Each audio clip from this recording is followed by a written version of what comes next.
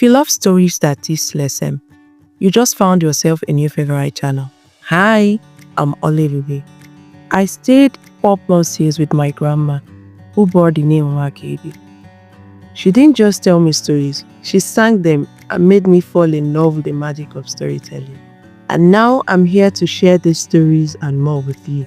She once told me about Nwakaego, a great hunter who lost his 2 eyes while hunting. He had only one brother, but they had issues at that time. The brother had a wife and children. He took Nwakaego in because he went blind, because that was what obviously other families would have done, because blood is thicker than water after all. It wasn't up to a year and the brother died. Nwakaego was left with the wife of the brother and the children.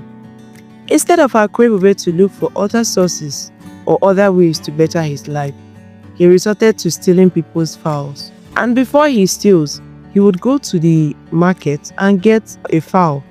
He'll get the fowl and announce it to the hearing of everybody. It got to a point that every time he was called up in a meeting, in a village meeting, over the recent stealing of fowls, he would sing, Nwakaego, Nwakaego, Nwakaego, Nwakaego melody. Kedife melu mmadụ jakpụrụ m n'ọnụ. Kedife mere mmadụ jakpụrụ m n'ọnụ. Ọ bụ mụ bụ mbụ na-enweghị ikwu. Ọ bụ mụ bụ mbụ na-enweghị ibe. I am the only. I am the only.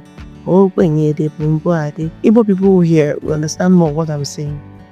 He was now trying to, make people feel compassion over his losing his eyes and forget about his stealing and every other thing and neglect the fact that he was stealing. So it happened that it got to a point where he had no other fowls to steal. He started taking the elder brother's wife's love that she sells to make sales so that she would give the children food to eat.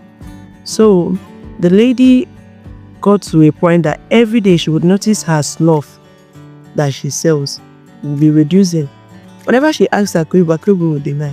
So it got to a point that she figured out a way to find out whether Nwakaego was actually lying or not. So she added pepper inside the snuff box because Nwakaego already know where she puts the snuffs and everything.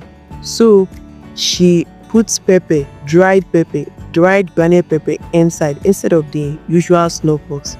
And that very day, Nwakaego came back. He first of all called on the lady, but the lady was not around. The lady was not even aware. She was not even around the house. So he went inside, saw it as an opportunity, and because the lady confronted her, he wanted to carry everything. Usually he would take small, but that day he wanted to take a lot of it, a lot of the slaw. But karma was waiting for him. So he took it and just a little bit, and up it went to his nose and to his head. He started shouting Awulelodokia. People around started asking what was the problem, but he didn't want to say it because why? He knew he was doing something wrong. Yes. At that point, they started calling on the lady to come and check what is wrong with your husband's brother. The lady kept asking when she went there, what is wrong, Nwakaego? What is wrong? Nwakaego refused to say. He refused to say the cause of him rolling on the floor.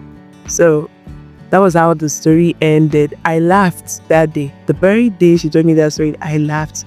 And I started listening to this man's song, Mike Ijaya. That was one of my grandma's favorite. That is one of my grandma's favorite music. So that was how my love for storytelling grew. And here I am creating a channel with my grandma's name. If you want more short, powerful stories like this that would make you think, laugh, and cry, hit subscribe and join me here every week. Welcome to Nwakaego Tales, where stories come alive.